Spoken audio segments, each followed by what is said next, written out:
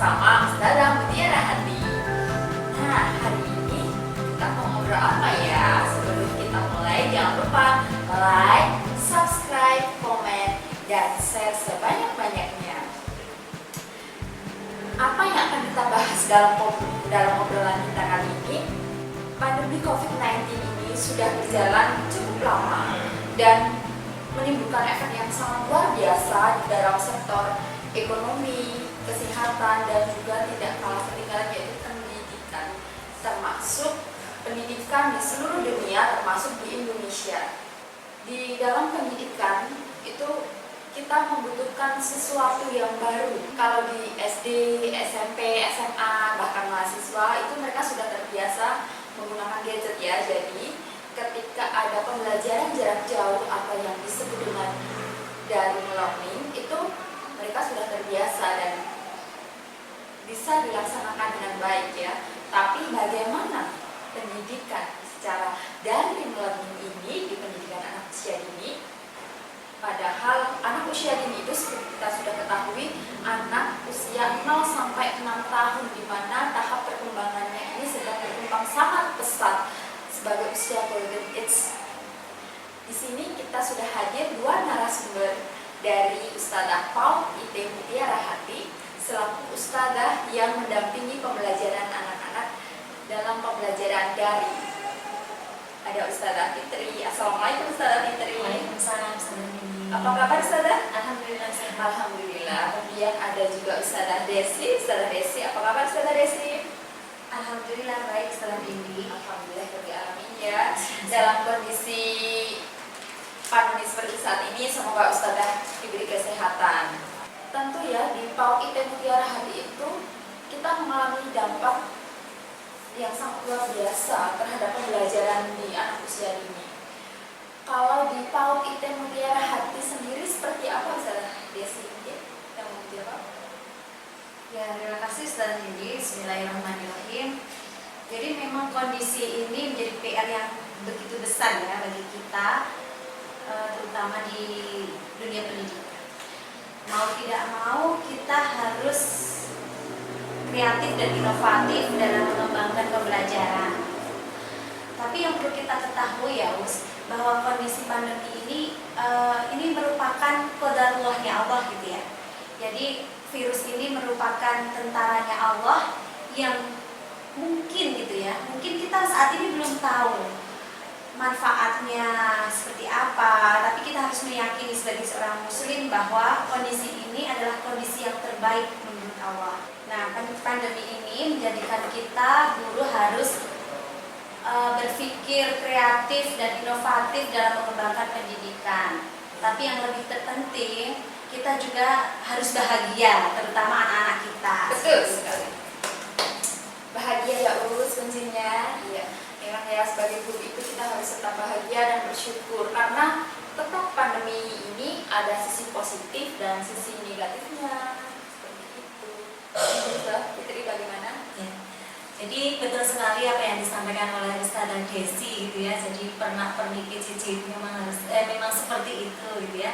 Tetapi kita juga dalam PJJ di PAUD itu memang banyak tantangannya gitu ya, dan juga dampaknya itu memang sangat luar biasa gitu ya. Tetapi kita juga harus ambil hikmahnya gitu ya, bahwa ada dampak yang negatif, ada juga dampak yang positif gitu ya. Kalau dampak yang negatif yang kita rasakan di pembelajaran jarak jauh di PAUD ini kan memang anak-anak itu kurang ya terstimulasi tahap perkembangannya gitu. Jadi tahap perkembangan anak itu sedikit sekali bisa optimal karena anak-anak tidak memiliki ruang yang lebih luas gitu ya untuk menstimulasi tahap perkembangan mereka gitu.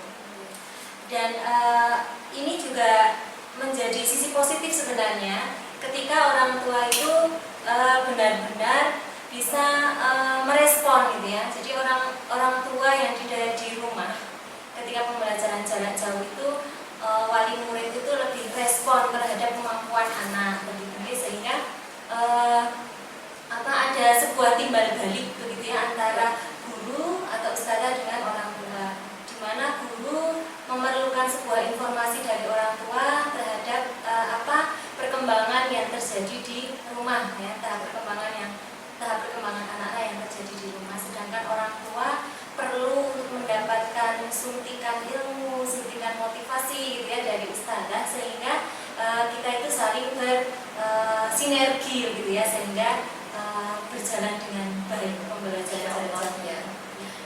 Memang kendalanya di situ ya, kayak ruang gerak dari anak-anak itu sendiri, permainan outdoor itu kan memang sangat terbatas ya. betul sekali. Tapi positifnya juga kita bisa membangun interaksi lebih intens antara guru dengan wali murid. Ya, alhamdulillah. Tapi untuk menyikapi itu keterbatasan ruang gerak anak, terus bagaimana ustazah menyiapkan pembelajaran untuk anak usia dini? Jadi kalau menurut saya pribadi, justru pendidikan ini mengembalikan ke fitrah anak gitu ya. Terutama saya yang mengampu usia 2-3 tahun, di mana usia ini kan baru selesai sapih gitu ya. Jadi anak itu kembalikan lagi ke orang tua sebagai pemeran utama, fasilitator pertama dalam pendidikan buat anaknya. Dan pendidikan di masa pandemi ini saya rasa tetap bisa berjalan seoptimal mungkin dengan adanya kurikulum yang tepat, fasilitas atau guru yang memfasilitasi orang tua serta kerjasama orang tua seperti itu. Dan mau tidak mau, suka atau tidak suka, kita juga harus menerima kondisi ini gitu. Kita sebagai guru maupun orang tua maupun anak gitu ya, kita mengalami kehidupan baru atau era new normal gitu ya. Jadi ya kita ini tantangan besar, tapi harus tetap kita syukuri gitu. Di sini kan orang tua itu tidak semuanya di rumah. Ada beberapa orang tua yang memang mereka tetap harus bekerja, berangkat ke kantor, seperti misalnya tenaga kesehatan dan lain-lain. Itu lantas seperti apa, Us? Iya ya, jadi memang respon wali murid itu berbeda-beda gitu ya. Kalau orang tua yang memang sadar dengan pendidikan anak, ya mereka itu akan tetap konsisten, tetap termotivasi untuk supaya kemampuan anak itu berjalan dengan baik ya, tahap perkembangannya itu berjalan sesuai dengan kurikulum ya atau pembelajaran yang disampaikan oleh guru itu sendiri. Nah, kalau untuk wali murid yang memang karena sedikit banyak gitu ya, pembelajaran jarak jauh itu mau tidak mau memang merepotkan orang tua gitu ya. Apalagi orang tua yang bekerja tadi disampaikan, orang tua yang memang harus dari pagi sampai sore tidak di rumah gitu ya, sehingga pembelajarannya ini tidak bisa berjalan dengan baik gitu ya. Maka konsistensi orang tua untuk memberikan stimulasi kepada anak sesuai dengan pembelajarannya, sesuai dengan tahap perkembangannya itu menjadi sebuah tantangan gitu ya. Itu yang pertama. Kemudian juga sebenarnya banyak sih orang tua yang sebenarnya itu mereka kurang tahu ilmunya, Ustazah. Jadi apa yang harus dia hadapi ketika anak itu malas, ketika anak itu sulit untuk berkonsentrasi, mereka kan mungkin ilmu parentingnya kurang gitu ya. Nah, di PAUD IT ini, di PAUD IT Mutiara Hati ini ya, kita memang memfasilitasi ya dengan kegiatan PUMG, Ustazah. Ya, pertemuan orang tua PUMG tetap berjalan di pandemi COVID. Iya, kita tetap melaksanakan PUMG dan tentunya dengan protokol kesehatan yang sudah ditentukan gitu ya, jaga jarak, cuci tangan, kemudian juga pakai masker gitu ya, dan dengan jumlah yang terbatas gitu. Jadi kalau biasanya semua wali murid diundang, nah ini ada tahap-tahapnya gitu. Jadi sesuai jumlahnya itu hanya sedikit. Nah di situ kita memotivasi orang tua, memberikan pengetahuan kepada orang tua bagaimana cara supaya mereka itu tetap enjoy untuk belajar ya di rumah bersama anak seperti itu. Benar ya, berarti PUMG juga tetap jalan agar wali murid itu juga punya keilmuan untuk mendampingi anak-anaknya di rumah. Karena gini mungkin dalam kehidupan kita ya dari masa pandemi ini kita bisa menekan tombol pause untuk kehidupan kita, tapi tidak dengan perkembangan anak-anak kita kan. Jadi pendidikan tetap harus berjalan.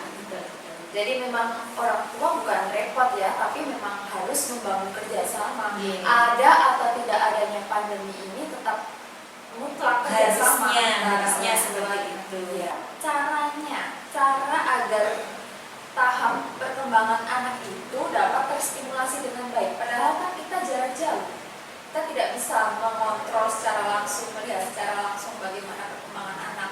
Kemudian bagaimana guru mensiasati pembelajarannya itu seperti apa, untuk mengembangkan fisik motorik dan lain-lain itu seperti apa? Ada sih mungkin pengalaman yang justru ini yang menjadi tantangan kita, seperti kata Pak Menteri kita ya, kita harus merdeka belajar seperti itu. Jadi di rumah ini justru anak-anak kita berikan keluasaan kepada orang tua, kepada anak-anak untuk belajar sesuai dengan moodnya anak gitu. Tapi kita tetap memfasilitasi orang tua dengan, kalau kita bahasanya kita itu RPPM-nya ya. Jadi kita tetap memberikan fasilitas itu, kegiatan kita jadwalnya seperti ini. Tapi untuk di kelas saya, terutama kelas umur 2 sampai 3 tahun, karena kan masih mudi banget ya seperti itu. Jadi kita memberikan keleluasaan kepada orang tua untuk melakukan kegiatannya itu tergantung anak mau memilih kegiatan yang mana terlebih dahulu. Jadi disediakan beberapa kegiatan, opsi kegiatan Iya. seperti ini ya. Tapi itu untuk satu perkembangannya ini dicapai. Ya, tetap kita kan membuatnya sesuai dengan tahap perkembangan anak gitu ya. Kalau untuk Ustazah Fitri sendiri selaku yang mengajar kelas besar, Iya. seperti apa? Kalau saya ngajarnya di usia 4 sampai 5 tahun ya. Jadi penyajiannya mungkin lebih terkontrol gitu ya, lebih lebih terpilih begitu ya. Jadi kalau tadi Ustazah Desi itu anaknya karena mudi gitu ya, maka dia bisa memilih sendiri. Nah, dengan usia 4 sampai 5 tahun itu mereka sudah bisa ditata gitu ya, untuk menyelesaikan tugas-tugasnya. Jadi penyajiannya ini kita sampaikan untuk menstimulasi 6 aspek perkembangan itu ya. Jadi 6 aspek perkembangan itu memang tidak boleh terlupakan satu pun gitu. Jadi kalau untuk aspek perkembangan bahasa, kognitif, sosial, seni, kemudian fisik motorik gitu ya, maka kita memfasilitasinya dengan penugasan dan hasil karya. Jadi kita menstimulasinya dengan penugasan dan hasil karya. Sedangkan untuk yang nilai moral dan agama dan juga sosial emosional gitu ya, maka kita menyajikannya dengan 2 cara, yaitu dengan knowing dan acting itu tadi. Jadi knowing itu atau memberikan pengetahuan kepada anak, itu kita menge-share video. Jadi video-video itu kita buat untuk memberikan pengetahuan kepada anak tentang khususnya untuk yang kekhasan JSIT, akhlak mulia, kemudian juga adab-adab, kemudian ilmu-ilmu keagamaan seperti rukun Islam, rukun iman, kemudian sabar. Terus videonya membuat sendiri begitu? Oh iya, itu kebetulan alhamdulillah di usia 45 tahun kan kita ada 5 ustadzah gitu ya, dan kebetulan juga pas 5 harinya, Senin, Selasa, Rabu, Kamis, Jumat gitu. Jadi setiap ustadzah di kelompok 4 sampai 5 tahun itu mereka membuat satu video untuk di-share 1 pekan sekali gitu. Jadi insya Allah bisa terkondisi gitu ya, tidak memberatkan ustadzah. Jadi ini ustazah juga lebih kreatif ya, Ya, ada tantangan yang baru ya. untuk bisa membuat video. Ya. Ini salah satu hikmah terbesar ya. Ya, Jadi kita jadi lebih belajar lagi. Tapi anak-anak merasa bosan atau tertekan begitu tidak Us, dengan adanya pembelajaran yang seperti ini? Iya. Kalau selama ini respon anak-anak baik gitu ya. Jadi mereka tetap mau untuk menyelesaikan tugas. Selain itu juga kita membuat ribet ustazah. Ya, jadi ribetnya itu berupa pujian. Setiap kali mereka mengirimkan video, mengirimkan foto, audio gitu ya, maka kita meresponnya dengan voice note gitu ya, dengan voice note yang langsung, yang itu memberikan penghargaan kepada anak ya, kamu hebat, kamu pintar gitu ya, kemudian disiplin dan sebagainya. Dan itu beberapa kali wali murid itu mengatakan kepada kami, mereka itu menunggu-nunggu gitu. Jadi ketika mereka itu mengasah video, mereka menunggu-nunggu pujian dari ustazah itu. Gitu.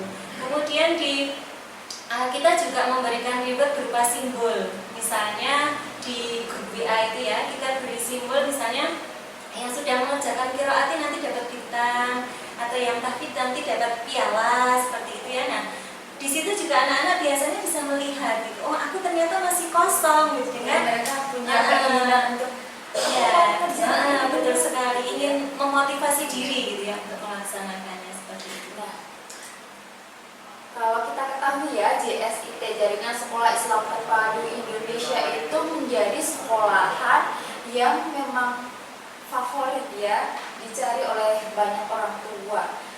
Di masa pandemi saat ini juga sekolah kita masih ramai dicari oleh para wali murid karena memang JSIT itu adalah solusi pendidikan untuk anak secara Islam gitu ya. Nah, di sini yang ingin saya tanyakan, bagaimana sekolahan PAUD terutama untuk mengalirkan JSIT-nya itu, seperti misalnya ngaji atau hafalannya seperti itu, bagaimana Ustazah ini?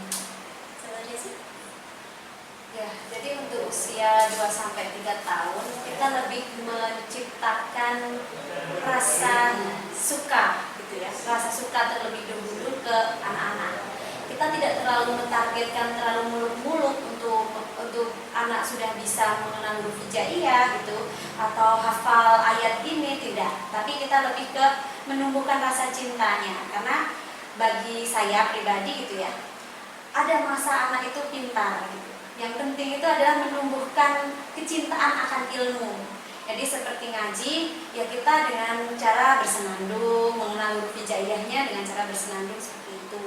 Terus untuk tahfidznya jadi kita hafalannya one day one ayat gitu. Jadi misalnya anak-anak sekarang belajar Al-Fatihah, kita belajar dulu nih apa Bismillahirrahmanirrahim gitu. Meskipun makhrajul hurufnya kan anak usia segitu lagi belajar ngomong juga ya, Us. Nah, kita mengenalkan ke artinya gitu, bahwa Allah itu Ar-Rahman dan Ar-Rahim, Maha Pengasih dan Maha Penyayang. Dan itu kita masukkan ke dalam kurikulum kita, ke dalam RPPM kita juga gitu. Misalnya anak diajarin untuk menyukai atau menyayangi binatang, menyayangi kakak, adik, orang tua, seperti itu, berbagi dengan tetangga gitu. Ya, insight baru ya di kita semua wali murid yang ada di rumah. Jadi kita tidak usah terlalu muluk-muluk harus bisa baca hafal pada anak masih sudah 2 tahun. Jadi lebih baik tanamkan dulu rasa cinta mereka, baru mereka akan berusaha sendiri untuk bisa tahu guru-guru itu sendiri. Terima kasih Ustazah Desi, sangat menginspirasi. Tapi untuk anak usia 4 tahun seperti apa? Jadi sangat setuju sekali ya dengan Ustazah Desi tadi ya. Apa yang dipaparkan itu sungguh luar biasa. Memang seperti itu, di usia yang sebenarnya besar-besar pun sebenarnya itu juga harus ditumbuhkan gitu. Kalau untuk yang di usia 4-5 tahun gitu ya, selain yang disampaikan oleh Ustazah Desi tadi, itu kita menggunakan kegiatan itu hanya 5 Ustazah. Ya, jadi hanya 5. Hari Senin qiraati, Selasa tahfidz, kemudian Rabu Kamis itu kepautan karena kita mengikuti dinas gitu ya. Kemudian yang Jumat itu akhlak mulia. Jadi prosentasenya bisa kita lihat gitu ya, bahwa kedinasan hanya 2 kali, sedangkan untuk kekhasan JSIT kita ambil yang 3 hari begitu. Nah, ini akan sangat berpengaruh sekali itu karena itu tadi ya saya sampaikan bahwa kekhasan JSIT itu kita sampaikan dengan model knowing dan acting tadi ya. Jadi knowing itu kita nge-share video gitu ya. Dan sebenarnya video itu mau tidak mau gitu ya, orang tua kan pasti melihat, pasti menemani anak-anaknya untuk melihat video itu gitu ya. Dan itu menjadi sisi baik bagi orang tua bahwa mereka mendapatkan ilmu yang baru tentang keagamaan Islam ini gitu. Kemudian setelah mereka mengetahui dengan knowing itu, maka dengan acting, penugasannya kan praktek langsung ya. Misalnya seperti ada di kamar mandi, maka penugasannya adalah toilet training yang benar gitu ya. Atau kita mengupas tentang hadis kasih sayang gitu ya. Kemudian tugasnya adalah melafalkan hadis kasih sayang dan sebagainya gitu ya.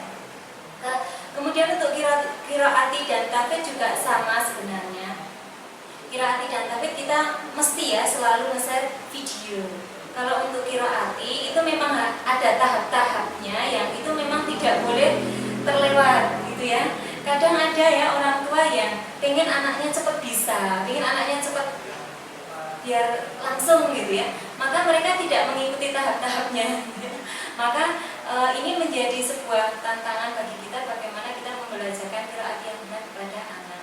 Sedangkan tahfidz itu kita di awal menyampaikan tentang asbabun nuzulnya, kemudian artinya gitu ya, kemudian uberamenya tentang asbabun nuzul dari surat yang akan kita hafal itu ya, seperti itu.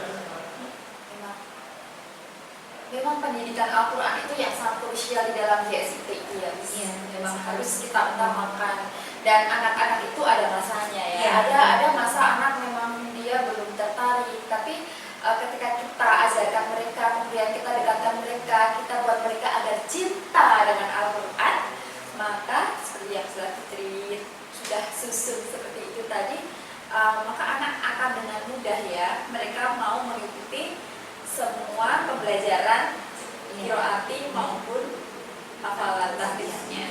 Dan yang terpenting itu adalah anak-anak itu bahagia.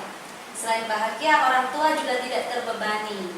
Jadi pembelajaran kita mengalir gitu ya. Bagaimana agar anak-anak itu tetap semangat kalau begitu? Betul sekali.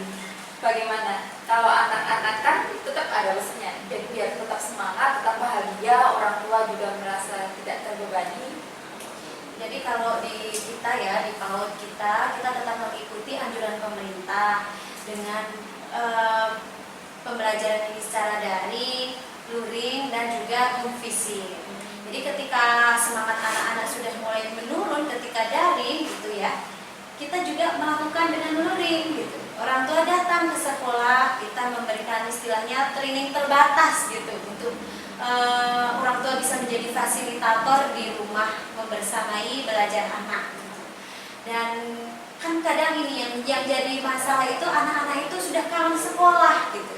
Nah, kita juga melakukan home visit, tapi dengan catatan tetap sesuai dengan protokol kesehatan dan juga memperlihat kondisi di lingkungan sekitar. Ketika lingkungan itu aman gitu ya, di zona hijau atau zona kuning gitu, kita bisa melakukan home visit dengan kesepakatan orang tua seperti itu.